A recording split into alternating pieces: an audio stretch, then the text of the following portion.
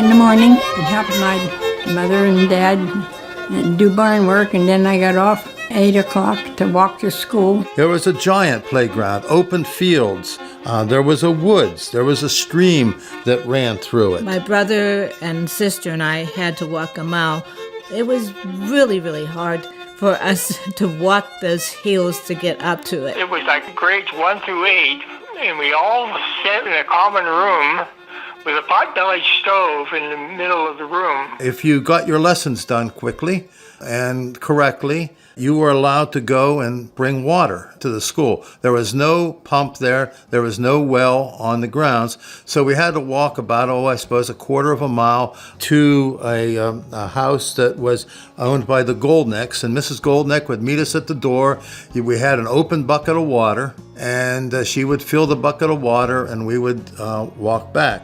And there was always a question of how much of the water actually was able to get back to the school. So we started with arithmetic, then we did writing, and then we did reading. Did I say that?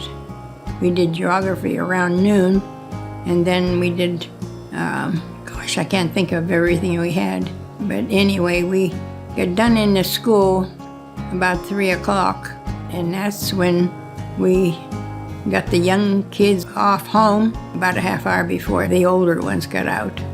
And then we walked the rest of the way home, and that was our day. My name is Genevieve Tackus, and I'm from South Beaver Township. I've lived here all my life, and you are listening to the Little Beaver Historical Society podcast.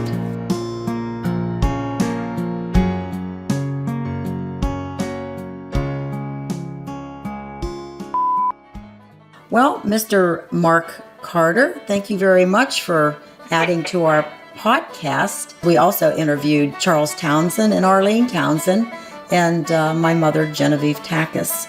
And you're our fourth person to be interviewed for our podcast. So we have about 17 different podcasts at this time.